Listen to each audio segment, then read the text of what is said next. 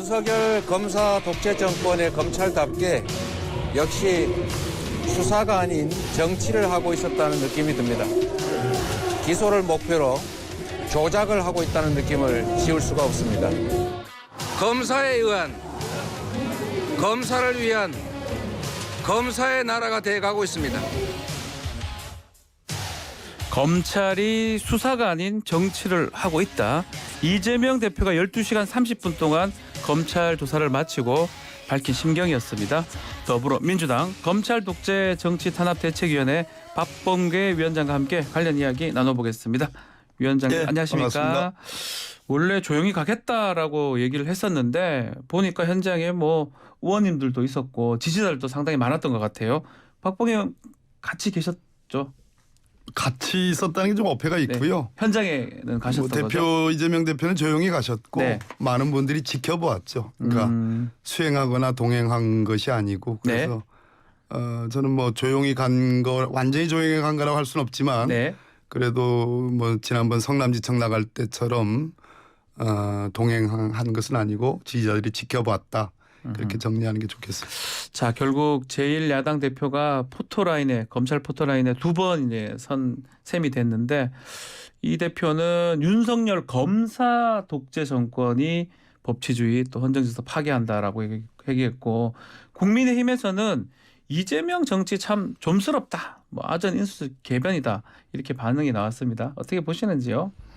일단 이제 상대 정파인 국민의힘에서 그래도 국회에서 맞부딪혀야 되고 또 대화하고 협상해야 될 민주당의 당대표가 한 번도 아니고 두 번 나간 거에 대해서 그렇게 좀스럽다 이렇게 표현하는 것 자체가 대한민국의 소위 협치 여야 간의 협치라든지 또는 포용의 정치 그런 것이 얼그러지고 있다라는 상징적인 모습이고 네. 윤석열 정권 자체가 야당을 적으로 돌리고 어떤 말살해야 되고 정적을 제거해야 될 대상으로 보기 때문에 국민의힘이 그런 논평이 나오는 것 같습니다. 참으로 저는 그것이 기가 막힌 현실이다. 한 번도 아니고 두 번. 이걸로 끝난 것이 아니라 또 나오라는 거 아니겠습니까? 네. 또 백현동 또 나오라고 할 것 같지 않습니까?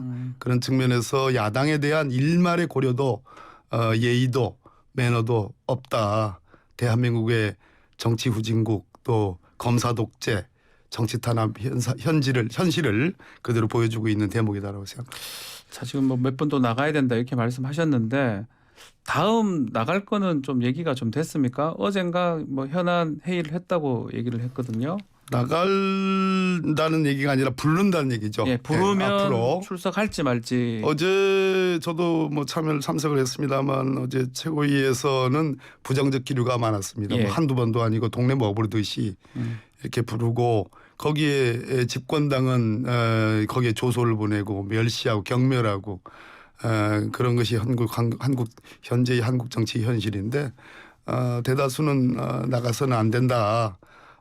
또 대장동 수사와 관련해서 사실 검찰이 준비한 제가 이재명 대표로부터 들은 얘기는 검찰이 준비한 그 소위 질문들을 네. 다 소화했다는 겁니다. 아하. 그런데 마치 다 소화하지 못한 것처럼 더 조사할 것처럼 그 피의자 신문 조서만 200페이지에 가깝다라는 거 아니겠습니까? 네. 그리고 이재명 대표가 묵비권을 행사한 것이 아니라 33쪽 정도의 답변서를 가져갔고 거기에 따른 진술을 했기 때문에 충분한 조사가 이루어진 것이다. 저희들은 그렇게 보고 있습니다. 자, 이제 만약에 소환에 불응하거나 하면 또 체포영장이나 뭐 구속영장 이런 게 좀 가능할 것 같은데 그렇다면 국회 또 체포 동의안을 하는 부분도 문제가 될 거 아니겠습니까? 그런 모양을 지금 만들고 있죠.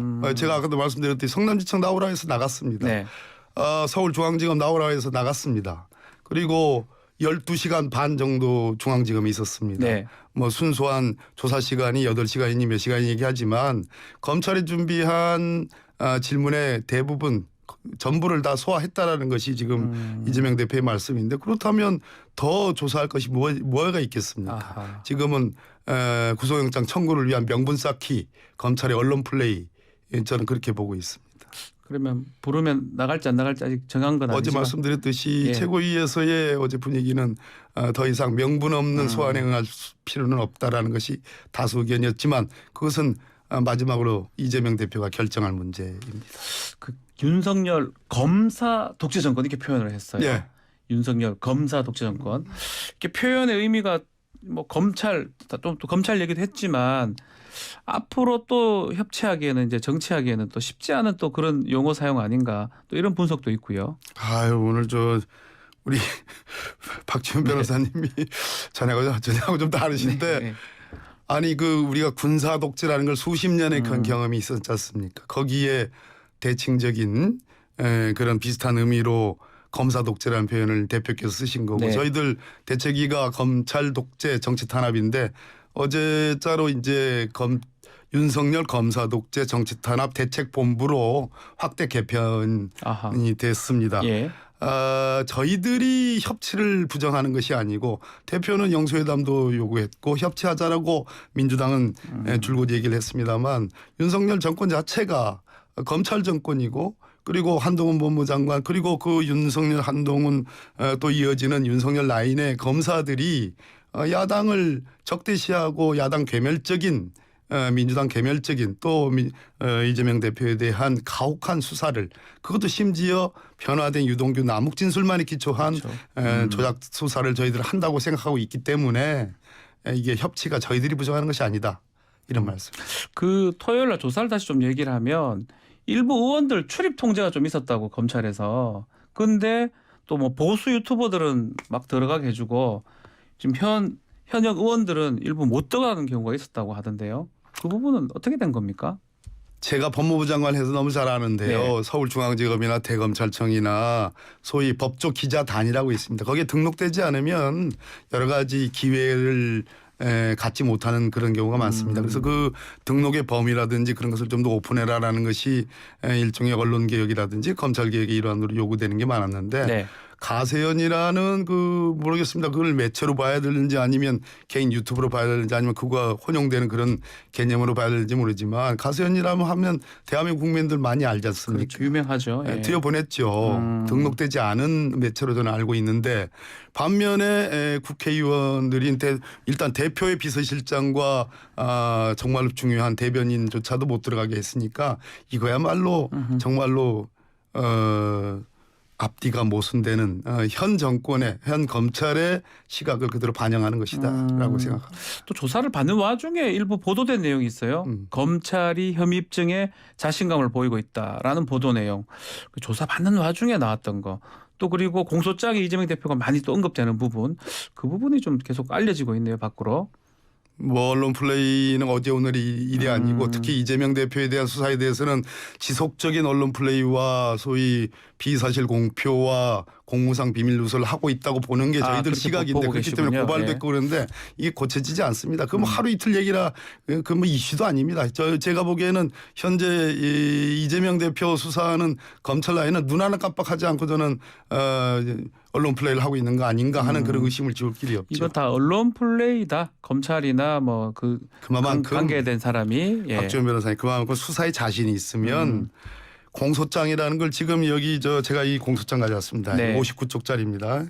이것이 이제 이해충돌방지법 공소장인데 사실상 이재명 대표에 대한 배임 혐의를 갖고 있는 그 공소장 앞으로 공소할 가능성이 높지 예. 않습니까? 전 그거라고 다를 바 없다고 보는데 이것을 사전에 지금 국회에 보냈습니다. 며칠 더 묵혀도 되는데 이재명 대표 소환 이후에 국회에 보내도 되는데 이거 공표한 셈이거든요. 네. 자신이 있으면 이걸 공표할 이유가 없죠. 사실상 낙인 찍히란 말이에요. 근데 이거 자체에도 여러 가지 모순과 한계가 많습니다. 이따 얘기하겠지만 네. 그래서 수사라는 게 자신이 있으면 굳이 그렇게 언론 플레이 할 필요가 없어요. 뭔가 뒤가 약하기 때문에 무르기 때문에 이런 언론 플레이를 하고 여론 동력을 만드는 것이라고 저는 보는 그럼 지금 대장동 사건의 핵심이 원래 시작은 배임으로 시작했다가 또 뭐 뇌물이나 또 정치자금법 쪽으로 갔다가 지금은 이해충돌 쪽으로 많이 보고 있는 겁니까? 조사도 이쪽으로 많이 받으시는 겁니까? 뇌물 쪽으로 사실 유동규, 남욱 등등을 하고 김만배 등을 하고 그러다가 정진상, 김용 영장까지 나오고 네. 이제는 이재명 대표를 이렇게 엮어보려고 그러다가 대장동 녹취록이라는 그 대하 정말 드라마 같은 그 진실을 담고 있는 녹취록이 있지 않습니까? 네. 거기에 이재명 대표의 공범에 대해 모의한 흔적이 없고 특히 김만배 지분을 절반으로 나눈다든지 무슨 428억이 뭐 유동규 쪽 네. 뭐 아니면 이재명 쪽 이렇게 해가지고 뭔가 얽혀보려고 하다가 녹취록에 그런 게 없으니까 이것은 봉지욱 기자가 여러 매체에 대해서 저 얘기한 거 아니겠습니까? 예. 그러다 보니까 이제 다시 배임으로 왔어요. 배임의 전 단계에서 지금 이 이해충돌방지법 이 공소장입니다. 예. 이해충돌방지법으로 사실상 언론에 공표한 거 아니겠습니까? 근데 이거를 읽어보니까 딱 제가 여기서 얘기한 한 두세 가지만 딱 얘기를 할게요. 네, 말씀 주십시오. 제가 페이지를 이렇게 접어왔습니다. 예. 첫째가 공익환수에 대해서 검찰은 대장동 임대아파트 부지 네. 배당금 1,822억만 인정한다는 그런 그 스탠스를 입장을 갖고 있거든요. 네. 그런데 1공단 공원 조성비 2,561억, 서판교 터널 조성비 1,122억 이거는 인정하지 못하겠다라는 게 이 공소장에도 그런 취지가 반영이 되어 있습니다. 그런데 예. 이 공소장 안에를 보면 제가 볼게요. 이 공소장은 지금 정진상 이해충돌 방지법. 정진상 유동규 등의 예. 이해충돌 방지법입니다. 네. 이 성남시 예산으로 서판교 터널을 개설해주고 공동주택 부지의 용적률을 향상시키며 라는 청탁을 했다. 네. 대장동 민간업자들이. 예, 청탁을 했다. 예, 청탁을 했다는 내용 중에 서판교 터널을 성남시 예산으로 해달라. 라고 한 겁니다. 예. 그거를 이재명 대표가 이재명 시장이 결국은 최종적으로 이 민간업자들 김만배 등 일당들에게 지금 전가를 시켰지 않습니까? 부담시켰지 않습니까? 그렇죠. 그러면 예. 당연히 이건 공익환수지요. 예.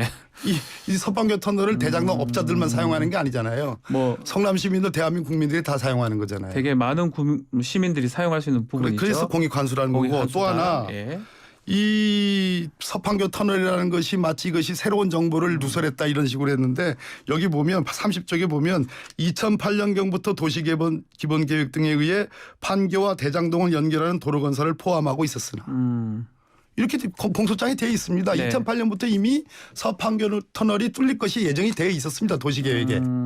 이렇게 모순이 되고 또 하나 중요한 것은 그 1공단 부지 공원비도 네. 이재명 대표가 여기 나옵니다. 이재명 대표가 뭐라고 했냐면 대장동에서 3,700억 원을 남겨 2,000억 원은 1공단 공원화 사업에 사용한다라고 19쪽에 나와 있습니다. 지금 무슨 얘기냐면 저 성남시 예산으로 네. 이 사업으로 남겨서 공원화 하겠다. 그래서 실제로 그렇게 뺏어가지고 공원 부지화 한 거 아닙니까? 이해 충돌 행위가 절대 아니라는 이해 충돌이 거죠. 아니라 배임도 아니라는 거죠. 그걸 넘어서서 공익환수를 다 했다. 이걸 다 합치면 5,503억 원쯤 네, 돼요. 맞습니다. 당초에 이재명 대표나 또는 대장동 부지의 원주민들이 생각하는 그 어떤 그 공익환수의 금액 정도가 한 3,700억 내지 4,500억 정도인데 거기서 1,000억 원을 더 넘겨가지고 네. 5,503억 원을 환수했다는 얘기입니다. 또 하나 중요한 거는 예. 이 당시에 집값 폭등을 예상하지 못했느냐 네. 그것에 대한 객관적인 자료들이 없어요. 아, 공소장에 그 기재가 안 돼 있다 이 말이네요. 기재가 안 돼 있습니다. 또 하나 예. 최초로 민간 개발로 시작했지 않습니까? 근데 나중에는 민관의 합작 방식으로 같이 지금 이제 하는 방식으로. 예. 결합 방식으로 한 거 예. 아니겠어요? 그랬을 때 민간 개발 방식으로 했을 때의 성남시가 얻을 공익 환수 금액이 얼마다라는 것이 나와야지 그거 대비 최종적으로 이재명 시장이 결정한 민관 합작 방식이 훨씬 적기 때문에 네. 배임이다 이렇게 가야 되는 것이 이해가 되죠. 근데 그 민간 개발로 했을 때 얼마의 성남시의 공익 환수가 되는지에 대한 설치가 없다는 겁니다. 전혀 없다는 그렇기 거네요. 때문에 배임의 구성이 엉성하게 짝이었다. 자, 그러면 마치 소설 같은 내용들로 쓰여 있다 이렇게 보는 거죠. 이해 충돌이나 이 배임 빠지면 다른 거는 뭐 이게 조사받은 건 어떤 내용을 받은 겁니까? 뇌물이나 이런 걸 받았습니까? 없잖아요. 아예 그런 없으니까 받질 않았을 것이다. 내용. 예, 없다. 예. 근데 심지어 배임조차도 지금 엉성하게 짝이었고 앞뒤가 맞지 않다. 자, 근데 뭐 남욱이나 유동규 이런 사람들 질문에 따르면 상식적으로 이해가 안 된다. 왜 그걸 이재명 시장이 모른다고 하느냐. 당시 시장이 이렇게 또 얘기를 하더라고요. 그건 남욱이니까 그리고 유동규니까 그런 소리 하죠. 왜냐하면 이 사람들은 지난 수사팀에 의해서 대장동 사건의 주범이고 네. 녹취록상 유동규는 천화동인 1호의 실질적인 주인이라는 것이 녹취록에 그대로 나오지 않습니까? 그러면 이 사람들이 죄가 무겁다는 거지요. 네. 즉 대장동 사건의 주범이면 죄가 무겁다. 본인들이 죄를 가볍게 하기 위해서 누군가 책임을 전가해야 되는데 자기보다 높은 분은 이재명 시장이니까 이재명 시장 시장이니까. 쪽에 책임을 전가하는 것이다. 그 진술을 어찌 믿을 수 있겠습니까? 그렇기 때문에 이런 상황에 뭐 2번, 3번 출석해봤자 별 의미가 없다 이렇게 많이 보는 거군요. 아까도 초기에 네. 말씀드렸듯이 이미 검찰이 준비한 질문에 대한 네. 질문은 다 소화했다. 음흠. 추가 조사는 영장 청구를 위한 꼼수다. 네. 예, 저는 그렇게 보는 거예요. 자, 요 얘기를 한번 해보죠. 이제 지금 이 정치 탄압위에서 그 담당 검사들 또 이름 또 공개를 했더라고요. 공개한 거가 좀 또 문제가 된다고 얘기는 하긴 하던데 그 부분 어떻게 보십니까? 서울중앙지검 예. 반부패 수사 3부 1부 부장검사가 누구고 차장검사, 부장검사. 예. 차장검사가 누구고 예. 검사장이 누군 거는 만인이 다 아는 것인데 그 공개가 뭐가 그렇게 대단한 일이에요. 혹시 잡혀 찍기 아니냐 이렇게 얘기하던데. 차표는 왜 차표 찍어요? 스스로 잘한 일은 자기들이 홍보하잖아요. 나 잘한 일은 내가 했어, 내가 수사했어라고 자기들 이름 붙여가지고 공보관이 내지 않습니까? 네. 자랑할 거는. 네. 근데 이런 거는 자랑할 만한 일이 검사 입장에서는 안 되는 겁니까? 왜 그걸 좌표 찍기로 스스로 그러면 이것은 명분 없는 수사라는 걸 인정하는 거예요? 두렵습니까? 예. 그 어젯밤 예. 이제 신념을 갖고 수사해야죠. 네. 예. 어젯밤 이제 지도부 회의한 후에 좀 강경하게 한다면 뭐 투쟁 같은 것도 좀 가능한 겁니까?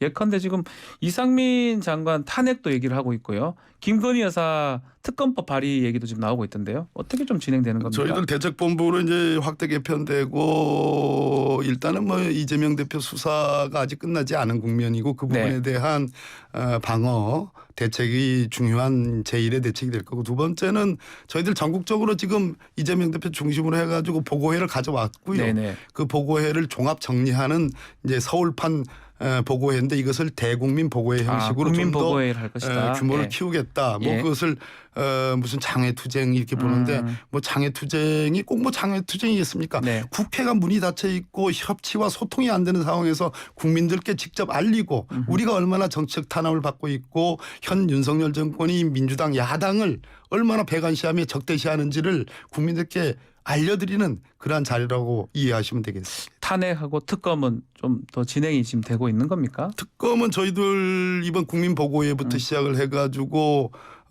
김건희 여사 특검에 대해서는 아주 주요한 이슈로 네. 국민들께 알리고 공세를 취할 계획이고 이상민 행안부 장관 탄핵 소추 문제는 그런 쪽으로 무게를 지금 잡고 있는데 아직 최종적인 결론에 이르지는 못했습니다. 자, 이 질문도 한번 드려보겠습니다. 최근에 도이치모터스 주가 조작 사건 경찰 내사전에 금융감독원에서 사정을 했던 조사한 내용이 지금 밝혀졌거든요. 네. 이 부분도 사건 번호가 133호라고 지금 언론에 알려져 있고 또 담당 검사를 지금 지방으로 발령 보내는 거 법무부 장관을 하셨으니까 예. 가장 좀 잘 아시지 않을까 논란이 좀 되고 있습니다. 2013년에 경찰 내사 보고서라는 네. 게 도이치모터스의 시작인 것처럼 그동안 알려져 왔는데 그렇죠. 그거 한 해 전에 2012년에 이미 한국거래소에서 적발해가지고 금감원을 거쳐 검찰에 일종의 뭐 수사 의뢰인지 통보인지 뭐 그런 것이 있었다는 것이 공판에서 밝혀졌습니다. 재판 과정에서요. 그 예. 공판이 작년 11월 11일자 공판인가 그런데 그때 참석했던 두 검사가 공교롭게도 이번에 인사해서 인천지검 천안지청으로 네. 발령이 났습니다. 예. 그럼 발령을 내면서 오해를 받지 않으려면 이 사람들은 발령은 인천지검과 천안지청으로 발령을 내지만 계속해서 이 김건희 주가 조작 의심 사건 또 권오수 주가 조작 도이치모터스 주가 조작 사건의 공소를 유지하도록 하겠다라는 공보관에 설명이 있었으면 그런 오해가 있지 않았을 텐데 그런 거 없이 그냥 발령을 내버리니까 당연히 김의겸 대변인으로서는 문제 지적을 할 수밖에 없는 것이고요. 그런 오해를 살만하지요. 예. 더 중요한 것은 이 두 분의 검사분들이 그동안 이 도이치모터스 사건의 공소 유지에 가장 열성적이고 거의 매번 빠지지 않고 나오는 분들이고 네. 아까 말씀드렸듯이 한국거래소에서 적발해서 금융감독원을 거쳐서 수사 의뢰인지 통보인지 했던 그 사건 133호 사건과 관련이 있는 그걸 찾아낸 검사들입니까? 아니면 발언을 했던 그 법정에서? 공판에서 뭐 이분들이 발언했는지 모르지만 네. 이분들이 가장 많이 열심히 그 공판에 참석한 검사고 그날 그 발언을 했던 그 공판장에 있던 검사들입니다. 그런데 그 사람들이 이제 발령을 받았는데 또 그걸 의심하지 않을 수 있겠어요? 법무부에서는 뭐 시간이 다 돼서 재경 지역에 3년 있었으니까 발령된 거다. 그렇지만 법무부 장관 한 입장에서 봤을 때는 그래도 공소유지하러 올라 파견을 보내든지 해야 된다 이 말씀이네요. 최소한 뭐 네. 인사 발령에 가로치고 뭐 이렇게 뭐 그런 그 인사 방식이 있습니다. 그걸 아니더라도 공보관이나 오해를 받지 않도록 이 네. 사람들은 직무 이제 그 현재 중앙지검에 3년 됐으니까 물론 인사 이동기에 맞춰서 인사를 했지만 계속해서 그 공판이 중요하기 때문에 중요하지 않습니까? 그렇죠. 그래서 계속 공소유지를 담당하게 하겠다라는 한마디만 설명했어도 그런 오해를 받지 않겠죠. 또 하나 네. 금감원의 133호 사건도 그동안 자료 제출 요구를 제가 했을 때 금감원에서는 그런 일 없다. 그렇게 답변을 했었습니다. 그러니까 잘못된 답변이네요. 그런데 133호 사건이라고 있지 않습니까? 예. 그것도 알겠습니다. 역시 의심받을 부분이 있는 거지요. 알겠습니다. 도대체 사건 그 장본인이 누구냐? 김건희 여사기 때문에 그런 거 아니겠습니까? 알겠습니다.